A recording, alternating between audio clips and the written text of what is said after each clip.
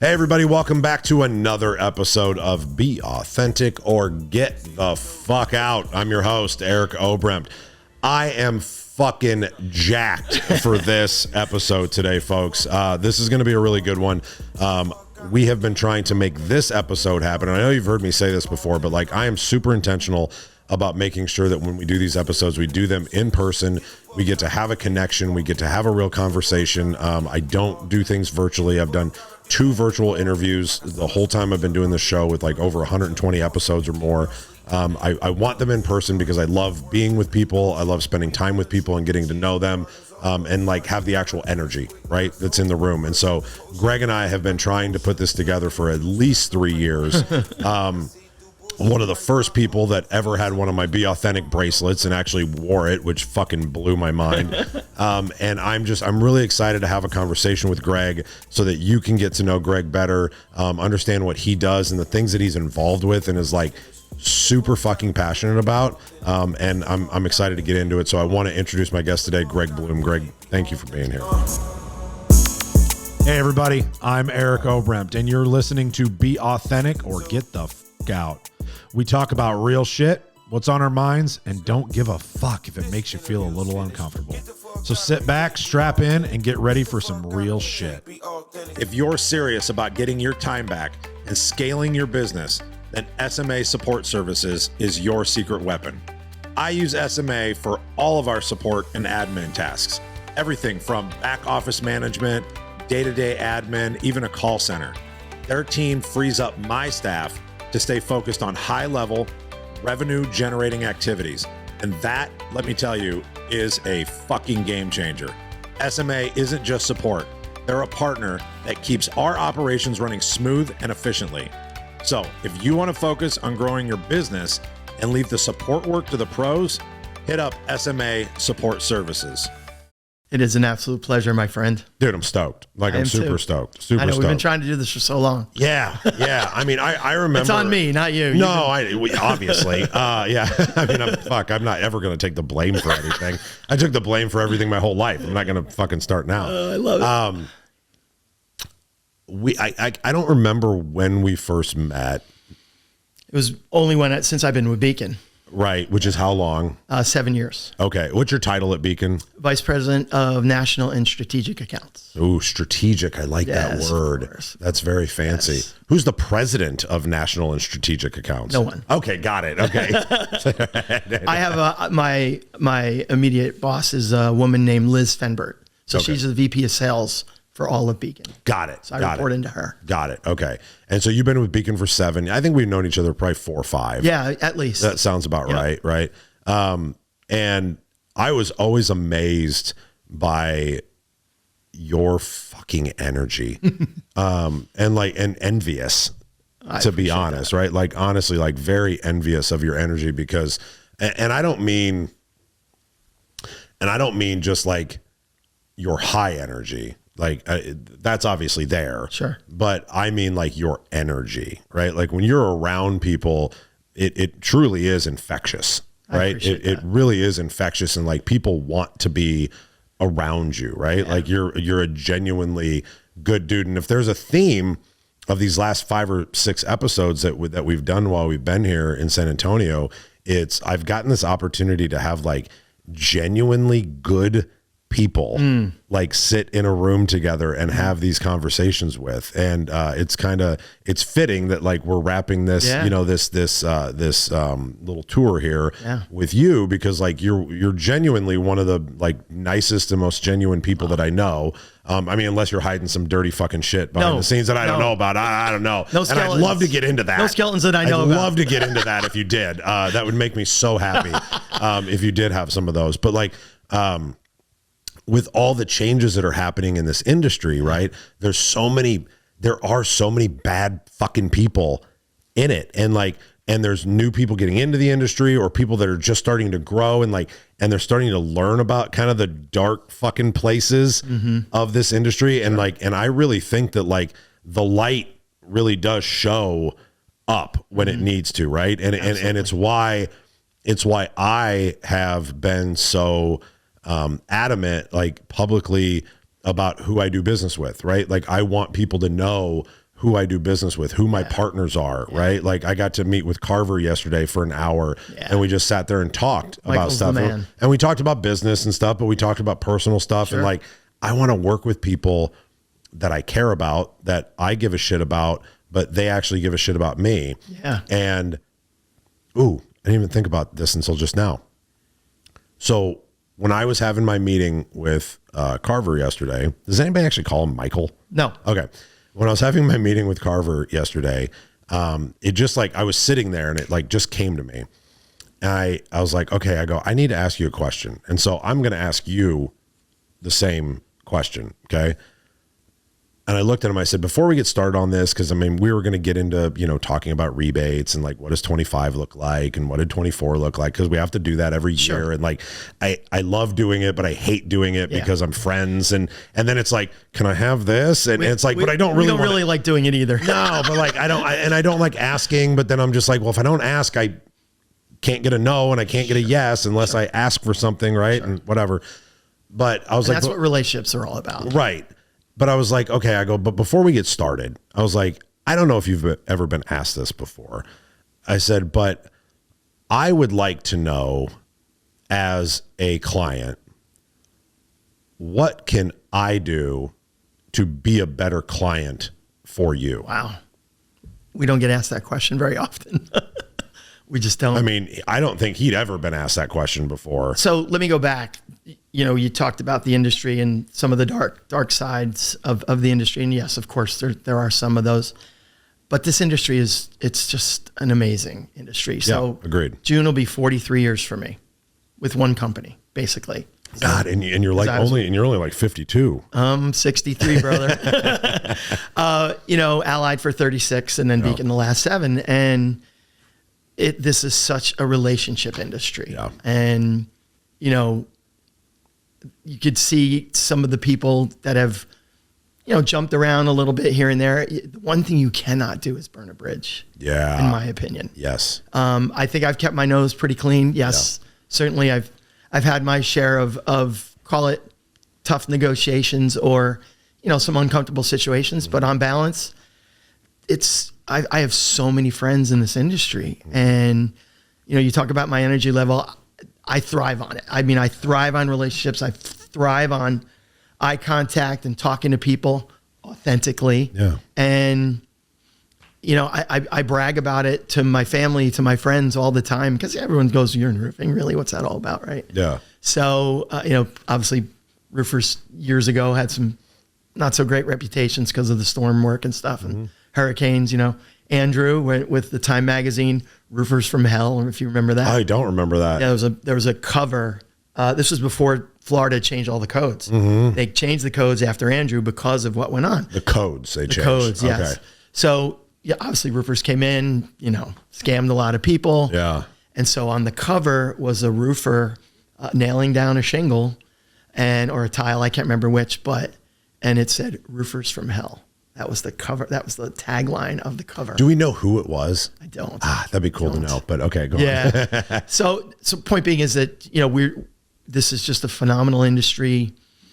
No matter what technology's been brought in, no matter what products have been brought in, over the years, the one thing that's never changed is relationships. Relationships build partnerships, alliances between whether it's a distributor and a contractor, a distributor and a manufacturer and a distributor, right? Kind of like the triangle. Yep.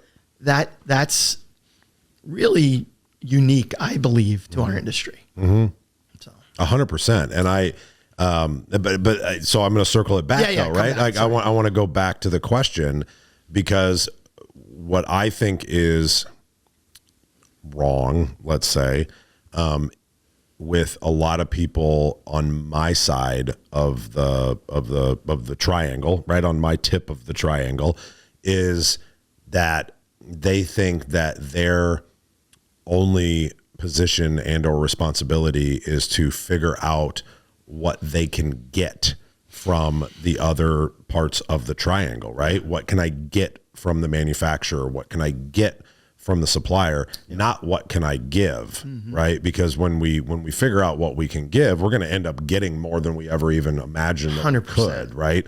But I think that too many people don't look at it that way, because they don't see it as a true, and the reason is because they don't look at it as a true relationship, right? They look at it as a transactional relationship, right? And there is transaction in it. There is. Right? There is transaction in it, and we have to be aware that that's there, right? So that we can have the conversations. But what are we doing to be better partners? It's not just about give me the best price. That doesn't mean I'm not gonna sit in there and be like, don't fuck me on price, Carver, right? Like, make sure, but it's not just about, oh, well, that guy will give me $1, that guy will give me $1, that guy will give me $1. It's what are we doing together? And I challenge more people out there in the industry on my point of the triangle to start asking the people that you're partnering with, what can I do better so that you can do better, right? So that you can do your job at a higher level. How can I help you with that? And I mean, I'm not even gonna put you on the spot to like try and come up with an answer for that, because you don't deal with me and my account or anything like that on a regular basis. But more people in general just need to ask that, right? It's like, it's a great question. It's how can I be a better friend? Yeah. Right? Like, I mean, absolutely. Even think about that just with your friends. Like, how can I be a better friend? Yeah. Something I heard a quote the other day, and it said, I'm a great friend in crisis, but I'm shit when things are going well. Wow. And I was like, oh, fuck, that's an me. eye opener. I was like, wow, that's me. Wow. Yeah, I'm a great friend in crisis. But when things are going well, you might not hear from me for 3 years. That's profound. Yeah. So I think it's our job to bring value to a contractor, right? Sure. Whatever that is, whether that's obviously starts with the relationship, right? So yes, we have so many friends that we've made throughout the years, your partners, our partners. So I think it starts with, we have to bring value, and we have to bring not only value, but also bring in other partners in the industry that maybe you don't know about. Sure. So bring information. Obviously now in this age, we have to bring technology. Yep. And I feel like, we at Beacon, we're a leader in that space. But as far as you coming back to us, we want you to bring value to us too, from the standpoint of you are on the roof. You have sales, operations, administrative, that's all part of what you do to run your business. Maybe there's ways that you can ask us to help you, not just to give us a price, not just to get our shit on the roof. Right. What else can ask us? What else can we do to help you grow your business? That's our job. Our job is to help you grow your business. You grow, we grow. Right. So. Right. 100%. So talk to me about, there's two things I want to know about. One, you started in this industry at Allied when you were how old? 21. 21. And I mean, what were you? I was basically 20 and a half. Okay. I worked in the warehouse in East Rutherford, New Jersey between my junior and senior year in college. That's crazy. Literally was in a bar with one of my best buddies back home in Kearney, New Jersey. And his father owned Allied. His father owned Allied. His father was one of the three partners. Yeah. We were private at the time, obviously. And we're literally in a bar having a beer. And he says, what are you doing for the summer? I'm like, dude, I got a job at ShopRite being a security guard a couple nights a week. I really need to, get a full-time summer job. Yeah. So my background is I went to St. Joseph's University. I had a full ride for track. So I'm coming into my senior year. I've got aspirations about breaking a 4-minute mile. And I wanted a job that was going to keep me nice and busy and fit. He goes, Dad's hiring. I'm like, what do you guys do? He goes, and he says, we're roofing. We sell roofing. I'm like, okay. He goes, and he says, he's hiring, and all you have to do is join the union. So all the, call it New York and New Jersey distributors have union operating employees. Were they crooked? Not sales. Oh, I could tell you stories. Okay.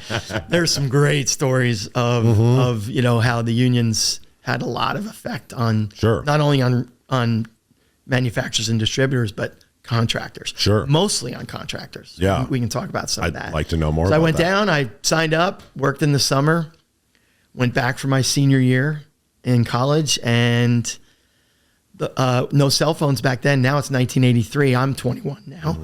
And the owner of the company, my friend Bob's father, called my father and said, "Hey, what's Greg doing?" He goes, "I need some sales reps." Because we were growing. We only had 10 locations at the time. And really, we're only out as far as Chicago. And so we were growing, and he needed sales reps. So my dad calls me up. As fate would have it, I did not have a race that weekend. And I had a car my senior year. My parents let me have a car senior year. So I was like the cool guy on campus, right? So What kind of car? It was a Ford Mustang with a T-roof convertible. Fuck, look at you, was fella. Awesome. Pussy magnet. It was a great car. Yeah. It was a great car. And so I literally drove up. We interviewed in his living room, like we're sitting right here. Yeah. And I always say this, if you remember the movie, he had me at hello. He really did. He is the most charismatic man. He's 85 years old now, around there. Sorry, Bob, if I got that wrong. He's still, to this day, he's in phenomenal shape. He owns multiple businesses. All his family is involved in those businesses. And he is just an unbelievable stud entrepreneur. Wow. And I learned so much from the man. And so that's how I got into the business. And I'm still here. Yeah, still here. Yeah. And then, because then when did Allied get acquired by Beacon? In 1996, we were first acquired by a worldwide building material conglomerate called CRH. Okay. So they were based in Dublin, Ireland. Okay. So I've been to Ireland many times. Oh, cool. If you've never been, gotta bucket go. list. Yeah. They love Americans. They're like the 51st state. Oh, cool. Really like the 51st state. Yeah. So they're just wonderful people. And we were about 400 million at the time. And we grew under them to about 2.5 billion. And then Beacon acquired us in January of 2018. Interesting. Okay. What was that like, that transition for you? So at the time, you had the top four distributors were ABC, Beacon, Allied, and SRS, of course. And so Beacon was the second largest. We were the third at the time. And so 2 and 3 came together. And so, but it was our competitor. So I was in Chicago. I was there for the week, was doing a couple events, seeing some customers. And Bob Fury Jr., his son, now is the CEO of Allied. He called me up in the middle of the week, and I was coming back to East Rutherford Thursday. Sorry, I was going home back to Seattle. And he said, "I need you in the corporate office Thursday morning at 5:30 a.m. For a safety stand down." All of CRH's businesses worldwide were having, allegedly, keyword there, right, a safety stand down. I'm like, "Bob, I'm with customers. I have a dinner Wednesday night." He goes, "I need you here." So I said, "All right." So I booked a flight, the last flight out. I had dinner with Alex Hernandez of Clark Roofing in Chicago. And we had dinner. I got on a 10 o'clock flight, which is 11 o'clock Jersey time. I landed around 1. Got back to my hotel at 1:45. I literally put my head down on the pillow and my phone rang. And it was Bob. And I go, "All right, what the fuck is this?" I pick up the phone. I go, "Hello?" I go, "Did somebody die?" He goes, "Well, you could say that." He goes, "Tomorrow morning at 5:30 a.m., because that's 11:30 Dublin time, it's going to be announced that Beacon has acquired Allied." And I was like, hung up the phone and just laid there on the pillow and didn't go back to sleep. So obviously it was a shock to me. Yeah. I had no clue. I mean, I was the chief sales and marketing officer at the time. Right. It was myself and the 2 division presidents. We were the equals, and we all reported into Bob, the CEO. Right. So I didn't even know what was going to happen. So obviously, I am a passionate guy. I'm an emotional guy. I'm an emotional leader. I'm a passionate leader. And so it rocked my world, to be honest. But it took 5 months to close the deal. So that was August 24th. Oh. We didn't close till January.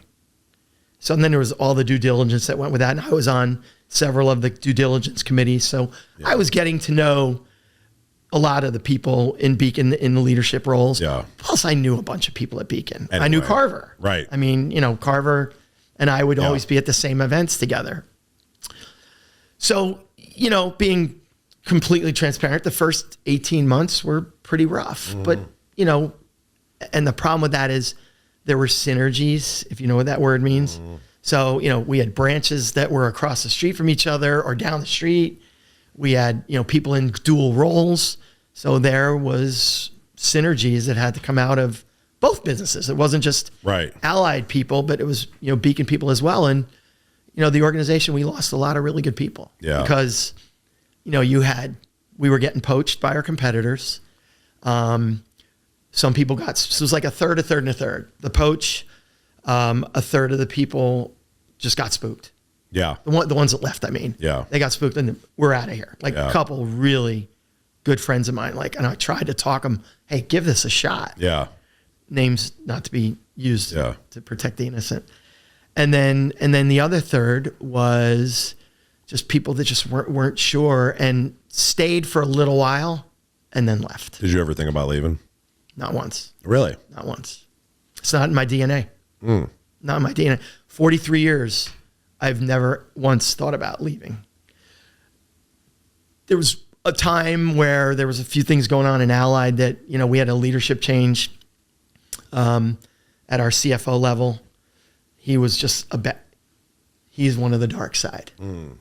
Yeah. And he was just really, he just was a bad guy. Yeah. And so our financials were never looking the way, and I was a real P&L guy. I mean, I knew my P&L from head to toe. Yeah. And this guy was fucking around with us. If he didn't like you, you know what I mean? He didn't last. He only lasted like 10 months, but in those 10 months, it was pure hell. He fucked shit up. Oh my God, it was terrible. Yeah.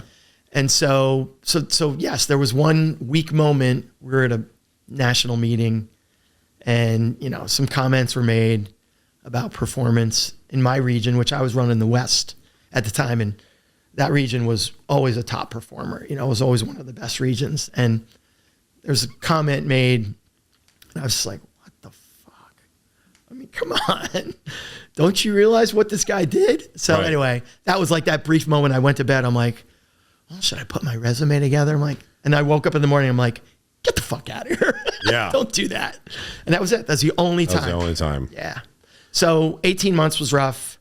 And then we made a CEO change the following September. And that was Julian Francis. And he's still our CEO today. He's literally transformed the company. He's been a phenomenal leader. He's brought in a great C-suite team, and Beacon's thrived ever since. Yeah. Not that we were doing poorly, but we were an acquirer of companies. There were 45 acquisitions made from 2004 to Allied. 45. Wow. All those different names. West End Lumber. Right. Roof Depot. Right. You name it. RCI. Yeah, probably a bunch of them. Yeah. And so we're now one brand. Anytime we do an acquisition now, it all comes under the Beacon name now. So we might leave the name for a little while, but within a matter of months, it's a Beacon branch, or a Beacon branch is. Yeah. So when did you meet your wife? 2000 at an IRE. Really? Yes. Interesting. 2000 at IRE. Yeah. So Bob Fury, Jr. was actually friends with Jill first. Okay. Because of the magazine. We were doing some. Because how long has the magazine been around? Oh, so she's been there 25 years. So and the magazine, I think it's over 40. She'd kill me if I don't not know that. So I don't have. It's all right. She doesn't watch. I don't have the number right. Oh, she's probably gonna watch this. Hi, babe. And so no, they've been around a long time. That's a family-run business too. Is it? They have like 30 plus brands of all different types of trades and things like that. Gotcha. BNP Media. So you met her in. So met her in IRE at a Karnak suite party, and she was a runner. I was a runner. We just hit it off. Yeah. Obviously, we were both married at the time, and I actually was just having my second child, a daughter. Oh shit. Who's now 23. Oh shit. So anyway, so we were talking. Just then we'd always see each other at IRE, Western States. All the different shows that are industry shows, and as fate would have it, we both were getting a divorce at the same time. We didn't know it. It's not like we were talking. Yeah, we would just see each other. yeah. But I always thought she was so cool. Yeah. And you know how cool she is. Yeah. She's more famous than all of us put together. Yeah. So yeah. And Bob is the one that got us together. He says, you two need to belong. You guys belong together. So what, and so the reason I asked that question is because I'm very interested, because like my relationship, like my marriage is different in the fact that like my wife is very much behind the scenes in everything that we do. She doesn't travel with me as a general rule, like for any of this stuff. She, you know, she does what she does inside of the business and takes care of Tegan and the soccer practices and all that kind of stuff. Right. And Your like, beautiful daughter. And thank you. And, awesome. and you're living this different life with like a powerful fucking, you know, force in your life as well. Like just as powerful as you and more. 100%. Right. And that's gotta be, probably really cool, but also challenging would be my assumption. Honestly, I'm not really. I mean, she helps my business and I try to help her wherever I can. Right. And because she's such a relationship person. Right. You know, and I did. Yeah. I mean, I told her the other day, you're an icon in the industry. I really feel that way. And that's truly authentic. Yeah. You know? She's a special lady. She's got as much energy as I do. Yeah, she does. She exudes it. Yeah. And so this is the cool part because it relates to what we're doing today. She spoke at National Women in Roofing on Monday. Yep. Monday. And spoke in front of a group and her topic was authenticity. Mm-hmm. So I knew you'd love that. Yeah. And she did a great job. She spoke for about 15 minutes, but she was passionate. Yeah. She got a rounding applause. Yeah. And a whole bunch of women were coming out of the room going, that was really, really great. So I was so proud. That's in great. My eye. Yeah. She's been, every time that we've seen each other, she's like very much brought it up and like wanted to pick my brain a little bit about my thoughts, you know, on it and on the word and everything. Absolutely. And I know she'd been doing a lot of research and everything. I didn't realize that she was speaking on that here. So she did that. And then she also talked about it at Best of Success in December at her conference. Oh, cool. Yeah. She opened up the conference by talking about authenticity. Oh. And she related it to Kevin Gwaltney, who from Diamond Roofing in Kansas, who passed away from melanoma. He had a melanoma behind in his head. Yeah. And he had such a big head of hair. No, they missed it. Oh, fuck, really? So, yeah, unfortunately. So what did that have to do with the topic? Because his father had passed away, his uncle had passed away. And I might have that a little bit wrong, but he had two family members pass away. Now he was running a company and had never led before. And she talked about how he really became very passionate about his people and related it to how authentic he became. It's a great story. That is. Is it hard for you at the level that you're at inside of a large organization to feel like you get to make the impact that you want to make? Certainly, I know. You understand what I mean? I do. 100%. Okay. I know how much impact I had at Allied because I was there for so long. Yeah. And I didn't know everybody, but I knew a lot of people. And I was an operator for a long time before I took over the sales and marketing for Allied.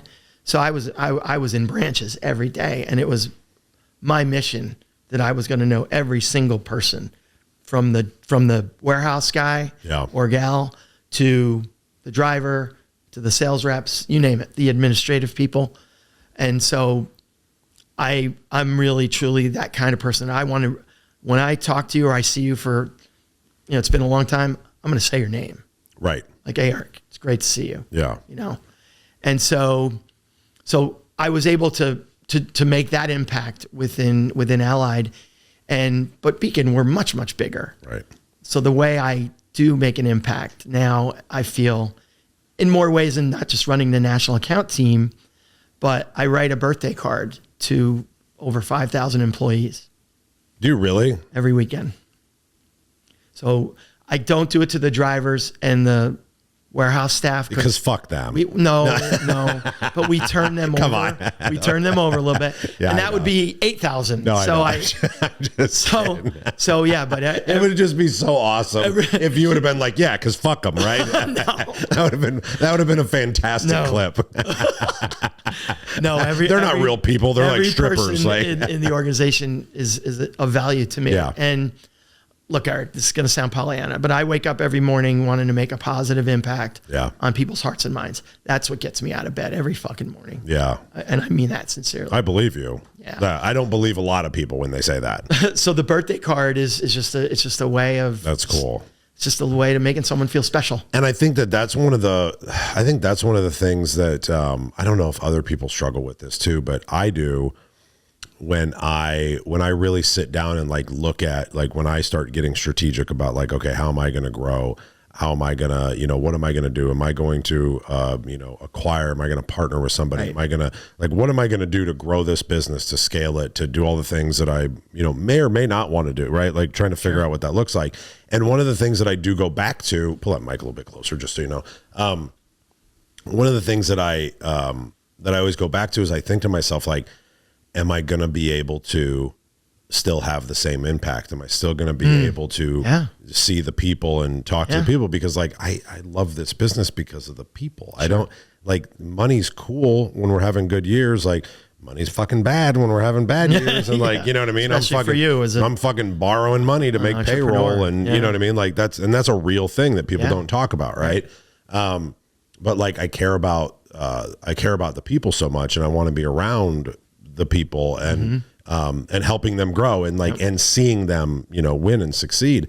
I always have this like little moment of does that go away? You know what I mean? And like so whatever decision I make, I should say every decision I make is based on how is it going to affect that? And a lot of people, and there's a lot of people online, actually, I've noticed on LinkedIn that are, and I think they do it just to stir up fucking controversy, but start talking about companies that talk about how it's another family. But they get shitty about it. And they're like, it's not a fucking family. You wouldn't fire your brother. And I'm sitting there, I'm like, the fuck I wouldn't. Yeah. I was like, I'd fire my fucking brother. I couldn't work with my brother. Like, I love you, George, but I don't know if I could work with my brother. But I'll fucking like if you're not doing what you say you're gonna do and you're not, whatever, like of course I fucking would. But my point is like it truly is that thing to me. Like it truly is that entity to me. It's this secondary place that I feel safe at and that I want all these other people to feel safe at as well. And based on how my business was started, of my grandpa starting it with my grandma, and I was the only other, I was the only other person that was an employee that did anything other than, a couple guys on a flat crew, running a truck and a kettle, right? Like I was the first person. Those were the days. Right? I was the first person, when I turned 16, I was the first person that ever sold a job for D&M Roofing that wasn't my grandfather. Wow. Ever. Wow. Right? And it wasn't like he just started the fucking company. Right. Started in 1963 or something like that. And so that, and I was 16 in 1994, 95, something like that. Right? So like nobody sold a job for D&M Roofing other than my grandfather until 1995. Wow. Right? And that always scared me on the scaling side as well, because I grew up with that same mentality of people don't come in unless they're family, and you don't let people represent your organization unless they're tied to you, right? Because why would they give a fuck about your organization and the thing that you've put together if they're not, right? And so like, that was why I took everything upon myself. And I did everything as he got older. I mean, I did the fucking bookkeeping and I did the ordering. I did the production. Sometimes I put the fucking roof on. I did the sales. I did every single job inside of that company for so long. And when I finally started literally getting the courage, because like I had to get courage to be able to start My favorite word in the English language, hiring. by the way. Love that. Tell me why, and then I'll finish my story. Two favorite: passion, courage. Yeah. Because I think to do what we do or what I do, whether I was in the roofing industry or any industry, I think it takes courage to be successful, to be a good leader. How do you define courage? I wish you told me that ahead of time. I feel courage is doing whatever it takes to not only be true to yourself, but to be true to others. I define courage as being scared as fuck and doing something anyway. That's probably a better definition than mine. You know what I mean? They're both. Yeah. You know what I mean? Like they're both the same thing. But it was just interesting because you brought that up because I love that word as well. I kind of equate it to courageous selling, right? Because what we do as sales leaders, we negotiate. Yeah. And you're not always going to give a price and the customer is going to say, okay. Yeah. So, there are negotiations that take place, but also developing relationships too. I have stopped having my people even be called sales reps because we don't sell. I've decided we educate. Yeah. And then we give a client an opportunity to do business with us. That's awesome. Right. I like that. Because we have to be educating people. And that's no different for us too. No, 100%. It's the same thing. Yeah. It's the same thing. If you're educating and because when I have a conversation with, and I have no idea where that story left off. I'll finish it in a little bit if I can. But when I have a conversation again, I'll go back to the conversation I had with Carver yesterday. Right. And I'll be like, hey man, look, just so you know, I'm going to ask for a couple of things. If you say no, you say no. Right. But when I get an answer, I get an explanation as to why. Yeah. Right. Or in what we did yesterday, he was like, ooh, wait a minute. Is it actually the thing that you want? Or is it the thing behind the thing that you want? And I was like, yeah, the thing behind the thing. I'm like, I don't give a fuck about the thing. And he's like, well, how about we get to that thing by going a different way? Yeah. And I'm like, he goes, because I can make that ask. That's fucking easy. That's an easy ask to make. That's not an easy ask to make. And I was like, okay, let's fucking go that route then, right? Great. Educating. Now I understand. And I'm like, oh, I see how that's an easy ask. Why wouldn't I thought of that? Right. Just like every interaction that a salesperson has with a homeowner, right? They don't sometimes know the right question to ask. So if we're not educating them on the questions they need to ask. I mean, it's literally, and this isn't a plug for my stupid book, but it's why I wrote the first book that I wrote of the how to hire a contractor. Okay. Right. And all my guys hand that out to clients. Do you know about this? I did not. Oh, okay. So I wrote 2 roofing books. I did not know that. Yeah. So the first book is. Can I get them on Amazon? Yeah. Good. Yeah. So it's the first one is called Re-Raising the Roof. Okay. What's it called, Josh? I should know the title of my own book. It's Re-Raising the Roof, the top 10 things or something that you need to know before hiring a roofing contractor. So I wrote the book so that my guys can hand it out at doors and say, look, I want us to be your roofer, but even if you don't, here's a book. Here's things to look at. These are the things that you need to understand before hiring a restoration contractor or any type of contractor in that regard, because they should check all these boxes. Here's what all these boxes are explained, and then go through the checklist. And before you hire somebody, make sure they check all the boxes. Now, obviously we check all the boxes, but but now we're educating. And I know that the guys have told me, you go into a storm. Say you go into a storm and you're because we all know the life cycle of a storm, right? The first month is fucking right, bar the door, and then you've got 2 or 3 months of different types of clients, and then month 4, 5 plus is a completely different type of client, right? Sure. And if you're out in the field and you're knocking doors and you're talking to people, homeowners are weary and they're fucking tired and they don't want to hear from any more goddamn roofers, right? They're like, get off my fucking lawn. Stop knocking on my fucking door. You got another one coming. Stop calling my fucking phone. And so what we do is they'll go up and be like, hey, before you say anything, not here to sell you anything. I'm guessing that you haven't been educated, and my boss wrote a book, and we just want to hand out these books, and you make a decision. Wow. There's a card in the back, and if you want to give us a call, that's fucking cool. That's great. Right? And then you still do that? Absolutely. And one of 2 things happens though, right? one, they're just like, thank you. And they turn around, they walk away.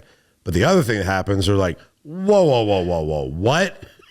Oh, now we have a conversation. Yeah. Now we get to talk. That's great. Right. And so that's why I wrote that. And then the second one I wrote was on commercial roofing, and it's called How to Extend the Life of Your Commercial Building Without Breaking the Bank.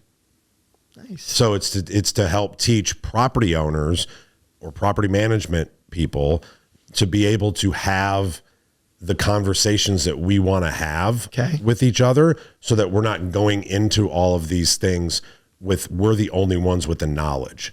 So like, I want to give them a baseline of knowledge so that they understand what actually is a warranty. Yeah.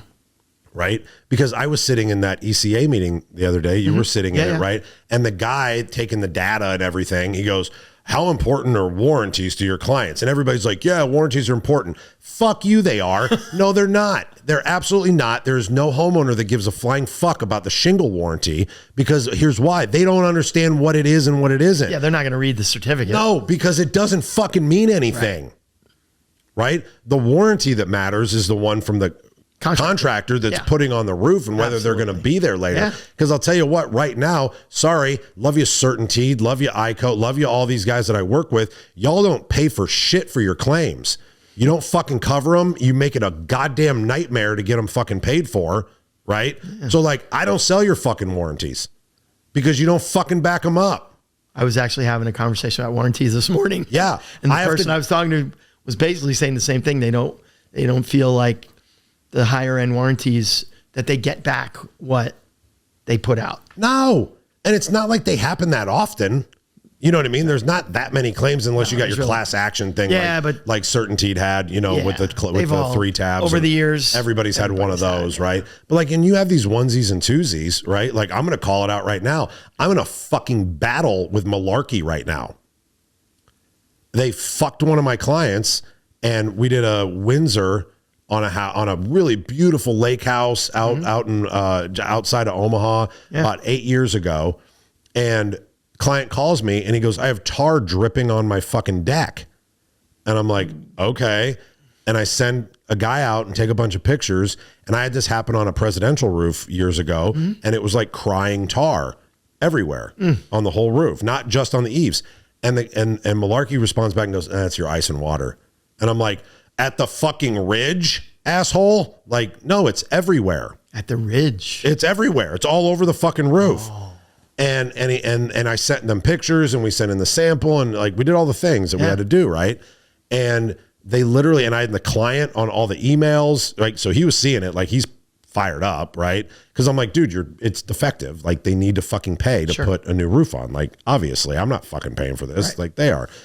And they responded and they said, after reviewing your photos and your report, we will be closing this file because it is clearly not the shingles.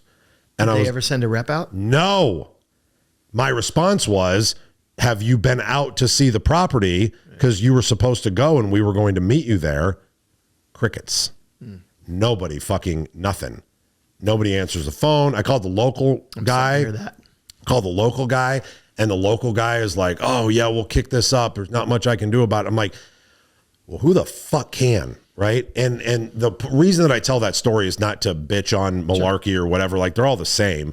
The point is that the warranties don't mean shit for what they're written on. What matters is the craft of the people that are doing the work for you, right? And that's why I wrote the books, right? Is so that they could be explained, and that so that homeowners could actually be educated in the fact that, sorry, but your fucking manufacturer warranties don't mean shit, right? Now, your NDLs on low slope, they do, right? Like, they back those up really well. They're written well. You pay for them. You know what I mean? Like, I haven't had an issue with like true NDL warranties, right? Like, those guys are usually pretty good about backing up their shit. Yeah.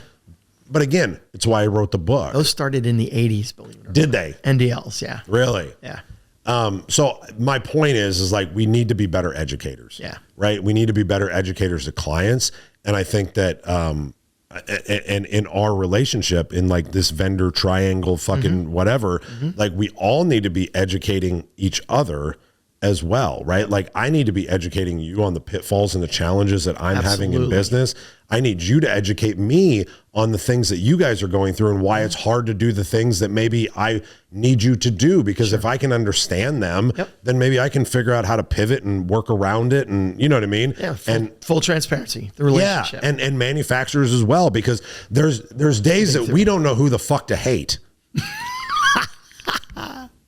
Right? I hear you. When we get fucking price increases every goddamn 2 weeks, right? We're like, well, who am I supposed to be mad at? Am I supposed to be mad at Beacon, or am I supposed to be mad at Certainty or GAF, or who am I supposed to be mad at? Raw material manufacturers? Who knows? Right. I don't know who to be mad at. I got to be mad at somebody, right? Because it's always somebody's fault, right? It's everybody. Oh, they had a 7%. Oh, now all of a sudden they have a 7%. Like, well, how does that work? Y'all ain't supposed to be talking to each other. Like, what the fuck's going on here? No, I think one manufacturer comes out and says we're going up, and then everyone follows. Right. But who's the guy with the balls that does it on the first one? It varies. It's not always the same. It's not. It's not. No, but it takes balls. But the point of just all of that is that most people that are watching this, that are in our industry, they don't ask those questions though. Right. And they don't ask to be educated and say, hey, can you help me understand why this is happening, instead of just sending me a fucking release that says you're getting fucked in 3 months. You better go order some material before you put that roof on. You know what I mean? But that's on us to help educate you as well. Yeah. And I'm not saying that you guys do a bad job. No, but again, it's the triangle, right? So yeah, it's just trying to understand, understand. And I think that if there was a theme to this episode, right, I think that it is understanding, and education, and like getting to use that inside of the relationships, right? That you need to be able to grow, because that's how you're going to be able to scale. That's how you're going to be able to grow, right? Like I'm not a big fucking entity by any stretch. Like I'm decent, but like I'm not huge, but I know that like. But you're an influencer. Yeah, I don't like that, but maybe that's not the right word for you, but you're a leader. That's better. Thank you. I'll take that. I'll accept that. Yeah, I wasn't meaning a social media influencer. I meant you have a presence in our industry. Yeah. The point of the reason I was saying that though was that I know that because of the relationships that I've built with you and with the manufacturers and everything else, that I can look at my wife or my team and go, I'm going to open up over there. And they're like, well, how are you going to do that? And I'm like, just going to make a couple calls. Right? Yeah. Because I've got the relationship, right? Where other people that aren't building those relationships are like, well, fuck, who's even going to give me a credit line? Who's going to open up an account for me in this market? And how am I going to get pricing? And how am I going to, you know why I don't have to worry about that? Because I made the relation, like real, genuine, authentic relationships with people where all I have to do is pick up the phone. And it's not because I'm a fucking big deal. It's because I'm genuine and authentic and like have these relationships, and I can pick up the phone and go, hey, I'm going to open up an XYZ market. Are you there? Can you get me decent pricing? Mm-hmm. Can you get me a rep that isn't going to fuck me around? Right. And can you hook me up with such and such and such and such, and does Certainty or GAF or whoever, what's their presence look like in that market so that I can figure it out? And within 2 hours, everything's done. And you've built trust. That's why, exactly. That's why you do what you do, and you get that response. Yes, because you have. Yes, and it is 100% building trust, right? 100%. And I've had some dark times in my business as well, where I was like, I've only had like 1 or 2 seasons where I've sat down and went, fuck, how are we paying that bill? Right? Like that doesn't happen very often, right? Like we're really, we're good cash flow wise. Like generally speaking, we're really good about that. But we've had a couple of times. The reason that thank you for bringing that up, because like the reason that I was able to get through that, and the reason I'm telling the story is so people can fucking start trying to do this, is I got through that because of trust. Yep. Right? The guys, it's the number one thing you can do in any relationship. Yep. If someone, let's relate it to our business. If your customer or you're my customer, if I build trust or you build trust with your customer, they're pretty much going to buy from you. Yep. I mean, I say that to anyone who works with me.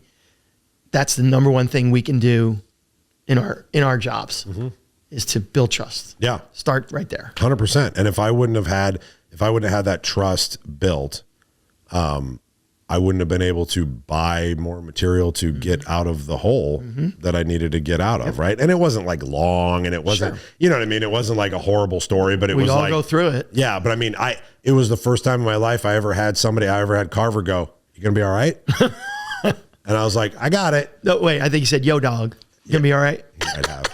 He doesn't say that shit to me because he knows I'll just make fun of him. Yeah. Dude, Greg, thank you so much for a couple of things. One, being here. Absolutely. My pleasure. But two, being you. Thank you. Genuinely, like, thank you for being who you are. Thank you for being a light in this industry when there is some darkness that is trying to get in sometimes. Yeah. And thank you for shining a light when needed. I appreciate that. On it. Because I know you're not shit stirrer, guy. That's not your MO. But when you see something that is coming around that is maybe not the best thing for the industry and the people in it, you will speak up. Oh, absolutely. And you'll let people know about that. And I wear the heart on the sleeve. Yeah, there's no question. And I appreciate. Sometimes that gets me in trouble because maybe I'm too transparent. If it gets you in trouble, fuck those people. Yeah, it's 100%. Like for real, right? Because it's never out of any like. I'm not trying to do anything out of malice. It's not coming out of the wrong place, right? Ever. And so I genuinely want to say thank you. Thank you. Just for being you and like continuing to do all the things that you do. Like, here's my guess. You don't have to do these things. You probably don't really need to fucking work anymore is my guess. I got a few more college tuitions to pay for. I bet you don't have to fucking but work, I love what I do. But I think you love what you do. I don't even, retirement, I'm 63 as I told you. It's not even on my radar. You got a sugar mama, she could take care of you. Right. Absolutely. But no, it's not even on my radar, to be honest. Exactly. I'm having a ball. I love what I do. I love the people that I work with. Yeah. In the triangle. Yeah. Something you said earlier hit home to me about the family thing. But think about it. Beacon, we are a family of families. Right? I mean, we have 8,000 employees roughly. So that's 8,000 families. Yeah. 100,000, people that are affected every single day. That are impacted by decisions that you guys make. 100%. Yeah. So that's, to me, again, why I get up in the morning. It's a big responsibility. It is. Yeah. And I appreciate the fact when people take it seriously. I do. And I think that you do. I do. So thank you very much. Thank you. Thanks for being here, guys. Thank you, everybody, for tuning in. This has been an amazing, amazing episode. I know you got something out of this. Also, obviously, would like to thank our sponsors, SMA Support Services. If you need help with front end, back end, admin support, we use them exclusively. We have a huge fucking team now with SMA Support Services. So please check them out. They're amazing. CCM, Cult Culture Movement, if you're looking for a group of like-minded entrepreneurs, individuals to hold each other accountable.